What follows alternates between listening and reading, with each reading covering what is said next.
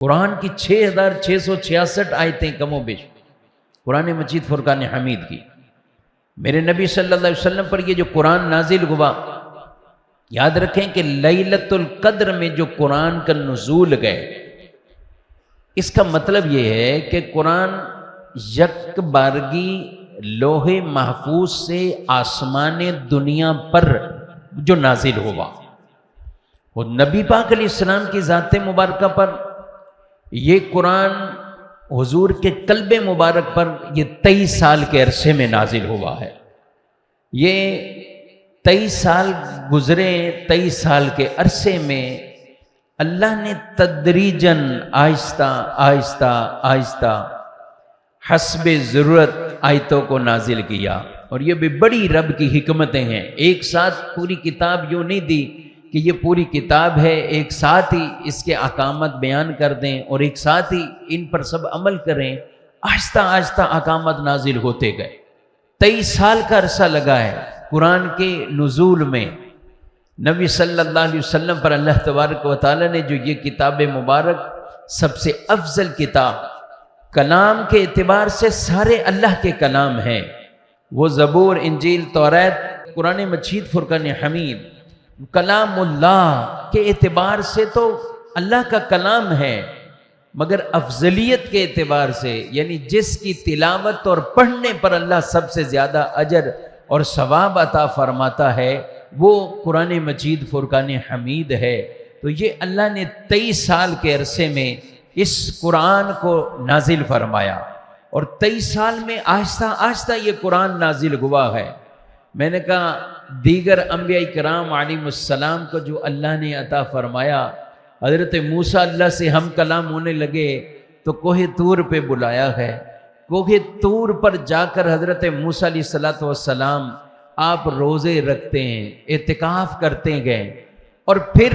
رب نے جب چاہا، سبحان اللہ، رب نے کلام فرمایا۔ اور یہ بہت بڑا اعزاز ہے حضرت موسیٰ علیہ السلام کا کہ بغیر کسی فرشتے کے اور بغیر کسی واسطے کے اللہ سے کلام کرنا، اور یہ کلیم اللہ کہلائے گئے۔ اچھا، پھر جب ایسا معاملہ ہے تو دوبارہ کوہ طور پہ آ جاؤ، اور اب پھر رب کلام فرمائے۔ سبحان اللہ، یہ موسیٰ علیہ السلام کی شان ہے، لیکن اگر شان مصطفیٰ دیکھنی ہے، شان پیارے حبیب علیہ السلام کی دیکھنی گئے، تو پہلی آیتیں تو نازل ہوئیں، وہ حضور غار حرا کی چوٹی پر پہنچے تو وہاں پر جا کر کچھ دن اپنے خلوت میں گزارے، اور رب نے قرآن نازل کیا ہے، اور وہ پہلی آیتیں نازل ہو جاتی ہیں، حضور وہ لے کر آ گئے۔ لیکن اس کے بعد جب اگلی آیتیں نازل ہونی ہے تو پھر بھی اپنے محبوب کو یہ نہیں فرمایا کہ اے محبوب آج پھر غار حرا پہ آ جاؤ، آج پھر غار حرا پہ آؤ، قرآن کا اگلا حصہ نازل ہونا ہے۔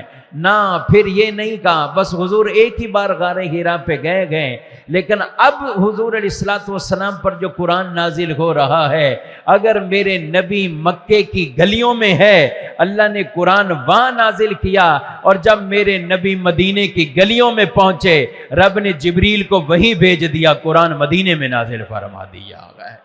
یہاں یہ نہیں کہا۔ اچھا، بار بار اگر کہا جاتا غار حرا پہ، تو یہ نبی پاک علیہ السلام کی طبیعت مبارکہ پر حضور تو جاتے، آپ اللہ کے محبوب گئے، آپ کو بار بار کہا جاتا پھر بھی آپ جاتے۔ ارے صرف دل میں تنہائی کی محبت ڈالی، میرے نبی غار حرا پہ پہنچ گئے۔ اللہ اکبر۔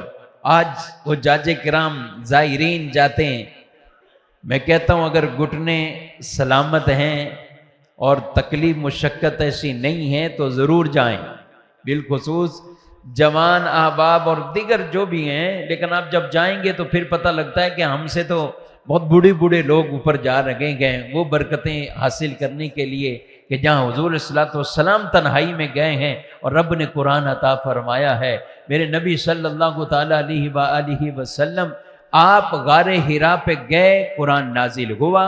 پھر اگلی جو آیتیں آنی ہیں پھر نہیں کہا آپ کو کہ دوبارہ غار حرا پہ آئے۔ حضور صلی اللہ علیہ وسلم جہاں بھی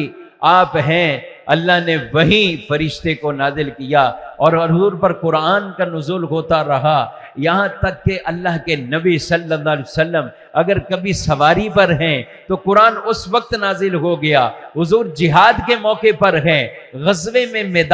میدان کے اندر ہیں، قرآن وہاں نازل ہو گیا، اور جب قبلہ تبدیل ہوا تھا تو میرے نبی نماز پڑھ رہے تھے، نماز کی حالت میں تھے، اور حضور کے دل میں یہ تمنا ہوئی کہ میرا قبلہ تبدیل ہو جائے اور بیت المقدس سے اب خانہ کعبہ یہ میرا قبلہ بنا دیا جائے۔ تو عین نماز میں ہی اللہ تبارک و تعالی نے آیتوں کو نازل کر کے اپنے محبوب کی دل کی خواہش کو پورا بھی فرمایا اور قبلہ تبدیل بھی فرما دیا۔